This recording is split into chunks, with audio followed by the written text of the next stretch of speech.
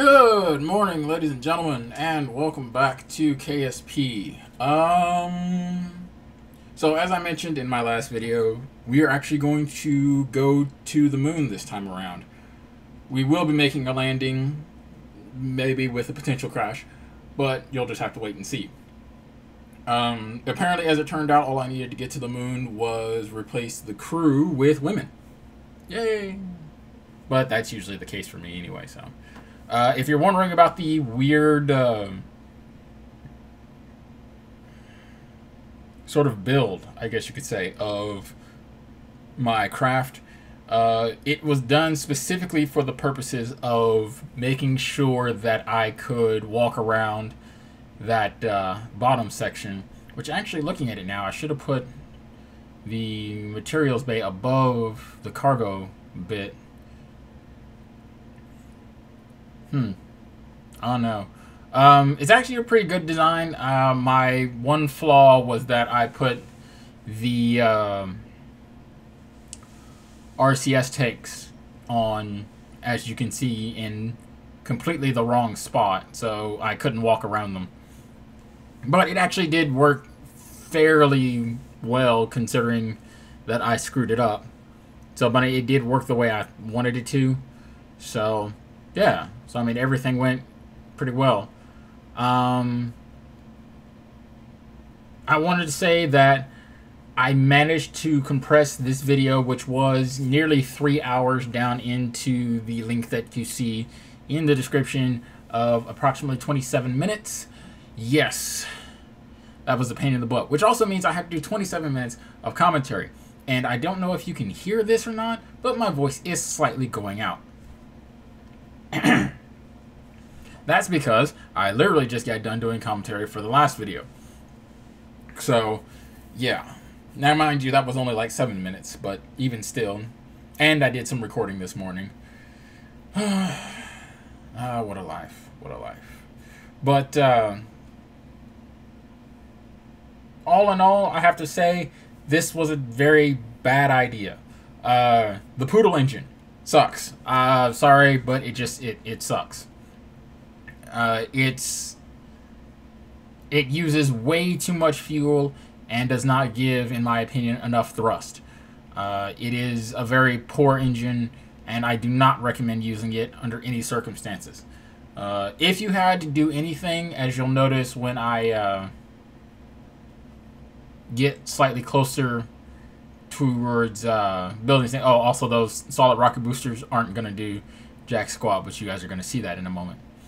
But yeah, there is the tri-coupler.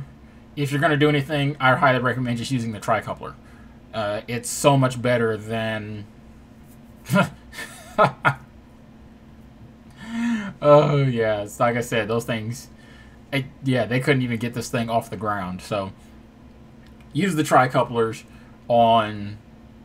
instead of using the Poodle engine. You'll get more power. Yes, it'll use more fuel, but... this mission actually went, aside from some minor issues where I undocked, but I undocked before I transferred fuel, which you guys will see all that. It actually went very, very well. My only problem is, naturally, of course, because this is me, I need more fuel. Now, I was planning on leaving the ship in orbit around, basically just leaving the ship in orbit and docking it with the station, and then just use the ship in orbit. But a few things occurred to me while I was bringing the ship back, as well as recently, and that is that, one, it really does not have enough fuel. It really does not have enough fuel.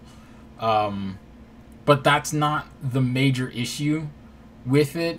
The biggest issue with the ship is basically just its design. I'm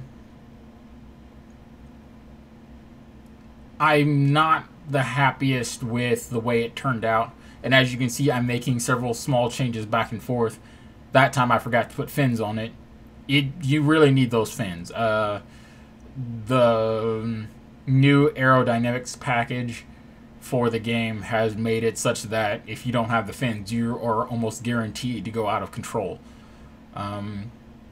So yeah, basically this mission is nothing more than a dock, refuel, and fly to the moon. The next mission, the next video will actually cover the continued construction of the station. Now, the reason I had to do this moon pass is because there are certain solar panels that extend outward, and those panels, unlike the ones that I have now, will actually rotate towards the sun when the sun rises. So what I had to do was I needed to collect some science in order to get those solar panels. Yeah, look at that. That is max power on that thing, too. Ugh, terrible.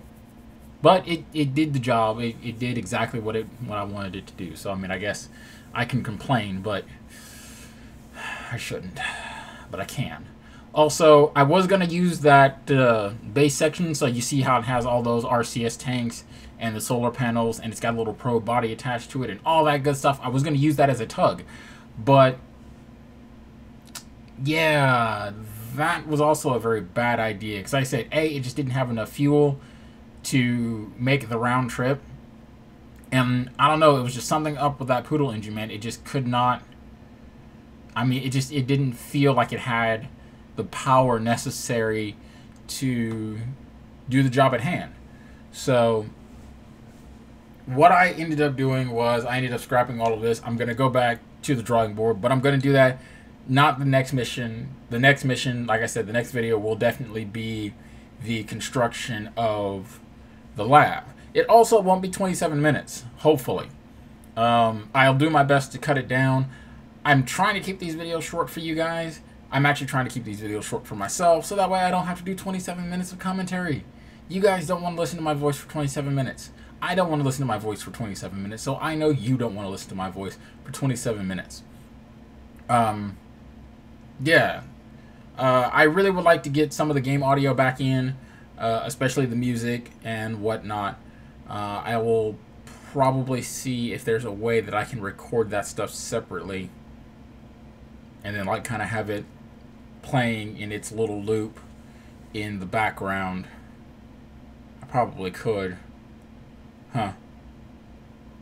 So, but yeah, I'll try and figure something out. I apologize if the quality of the videos is kind of subpar. Bear in mind that I've only been doing this, I haven't even been doing this for a year now. So, you know, you can probably see the progression. My first few videos were really just kind of slapdash together, and it's not like I've changed much. I have still been doing the same, record to the best of your ability, and basically just slap everything together. Though I have kind of stepped things up, especially with games like Dragon Age, where I'm editing out the loading screens and all that for to kind of help cut down. I mean, some of those videos, especially on Dragon Age, like I've cut down huge chunks. Like the most recent one that I'm trying to think if it was the one that went up today or the one that's going up tomorrow. I don't fully remember. But one of them was 50... It was 51 minutes originally. And after I cut out the loading screens, it ended up being about 40... Oh, I think I got it down to like 43 or 44 minutes. I don't remember. Like I said, I don't have the stuff on me. But yeah, I mean, those loading screens take up a huge chunk of time. And that's one of the reasons why I cut them out. Also, speaking of games, I am kind of running a little bit short on things to play. So, if anyone out there is interested in doing multiplayers, I have Warframe, which is a free-to-play game off Steam that is easily accessible. For those of you who don't know what Warframe is, think Destiny, only free and better in a whole bunch of different ways. I have The Forest, which is not recommended for anyone under the age of 18. Uh,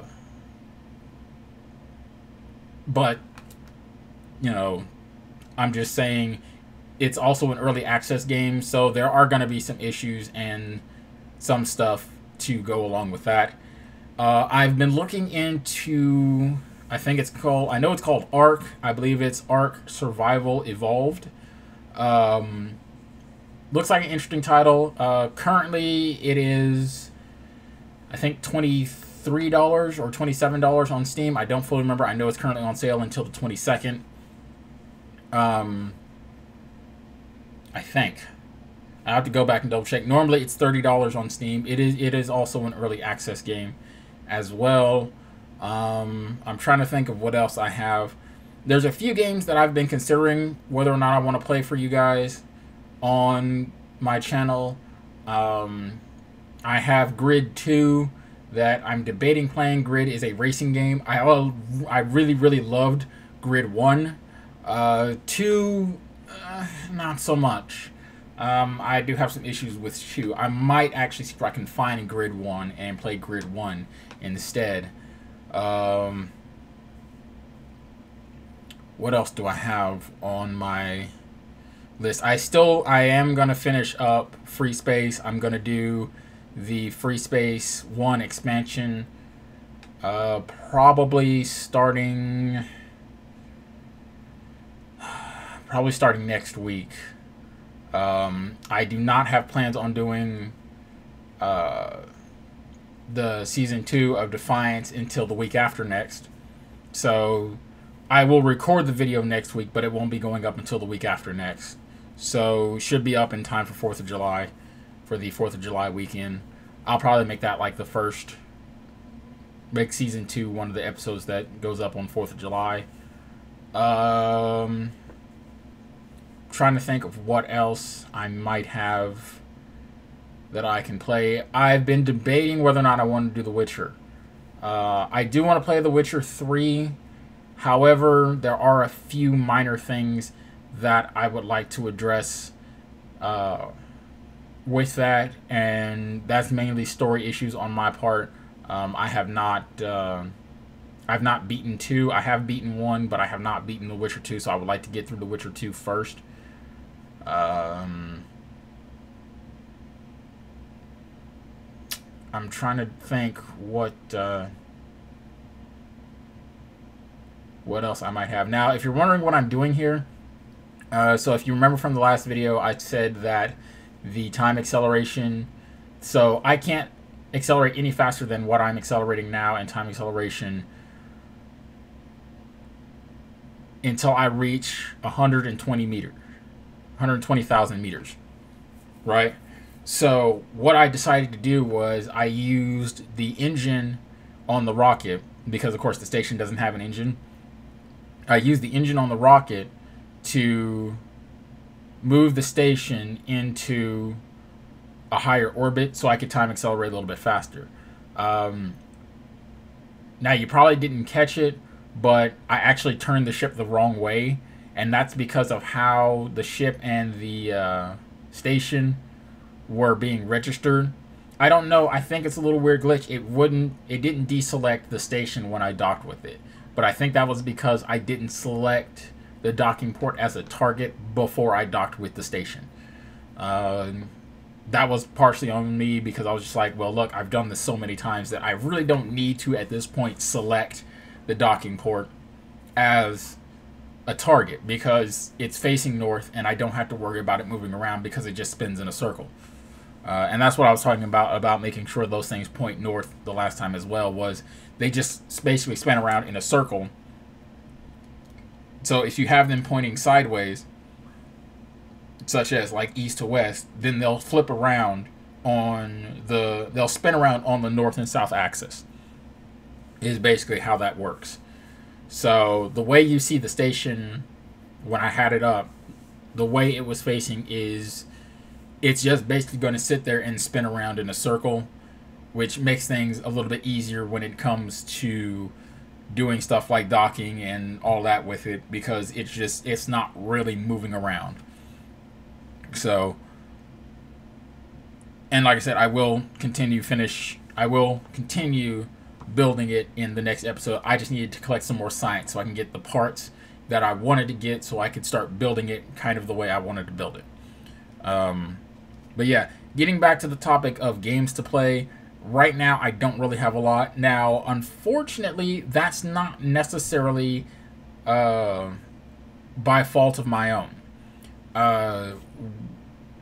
If you have been keeping apprised of the current game status, there's not a lot out right now.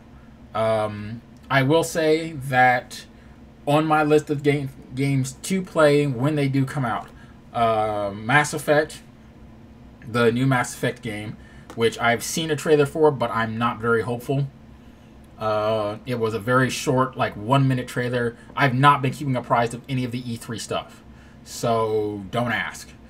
Why? Because I'm just going to list off a few games, and you guys can go look up the E3 trailers and compare them to the actual games. Watch Dogs.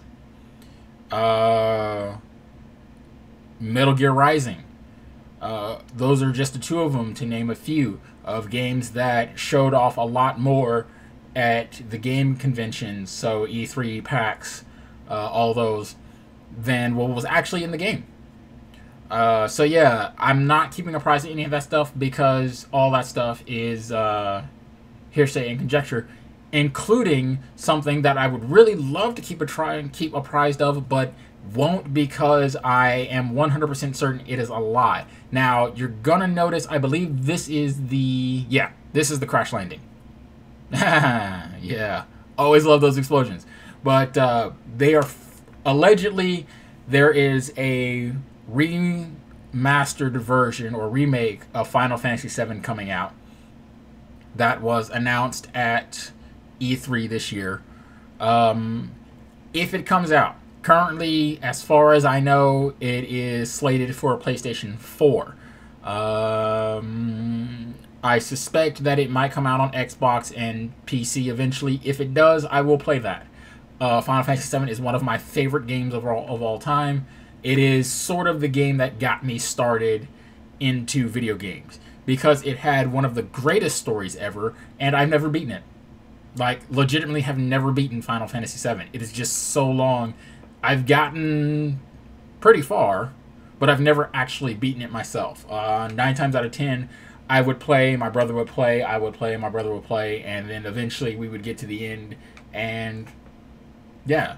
So, I will be playing Final Fantasy VII if it comes out.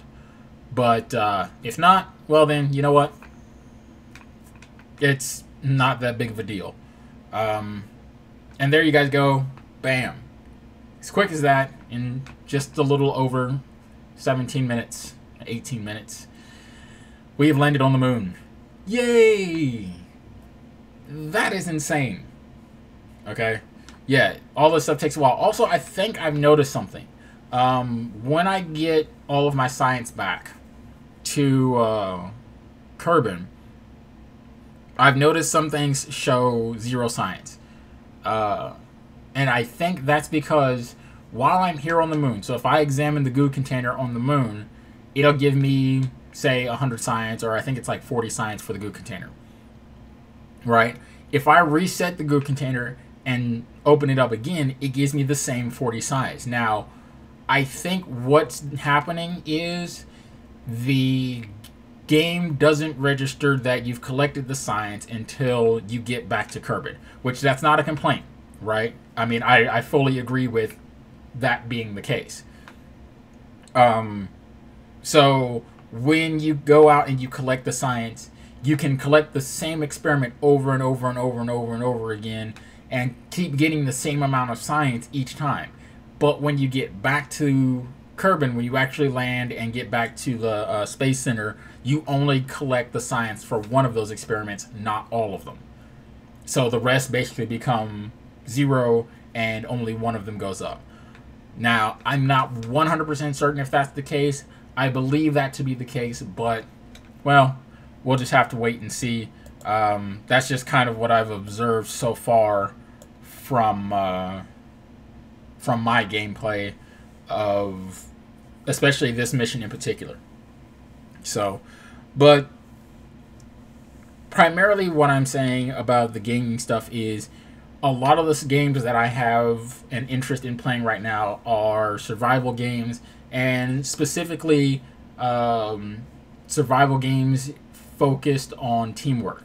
So if anyone out there is interested in playing a survival game and wants to be immortalized until the robot apocalypse, which, don't worry, I am striving diligently to have happen ASAP. All I have to do is just figure out the programming system, and we're golden. Well, okay, no, I still need to figure out how to control them, but, you know, minor details. Anyway, until the robot apocalypse, if you want to be immortalized on YouTube, fantastic. I understand I've got like 6 subscribers right now, but that's because I'm not padding my videos. If you're wondering what that means, go and find... So, I don't know if you guys have access to any of my stuff, any of the channels that I'm subscribed to, but they should be in the list on the side of, well, stuff that I'm subscribed to and stuff that I've liked. You'll notice some of those videos, some of the people's videos. When I say padded, what I mean is when these people post up their video, the moment they post up their video. I mean, I've seen videos that have been posted literally within, I'd say, probably about... So I log on, I get up, I see that they don't have anything up, I wait, it says I get a message, or I'm messing around and refreshing the page, and I get, you know, I notice that they've posted a video 15 minutes ago, and in that 15 minutes, it shows that they have 300 plus views. Now, what I mean when I say padded is when you see that 301 plus, that plus sign means that it's not actually 300 views. That is a computer-generated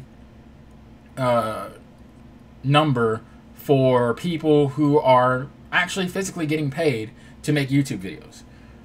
I'm not getting paid to make YouTube videos. I should probably start getting paid to make YouTube videos because I'm desperately running low on money. But you know what? I'm not going to, because I want to provide you guys with pure, unfiltered content the way I want to provide it. Okay? So, for this series, for instance, for the KSP stuff, you guys know my goal is to go to Elu. That is the, I guess you would say, end game goal, is to get out to Elu and collect science from Elu. Now, I will go to some of the other places as well, but primarily it's just get to Elu.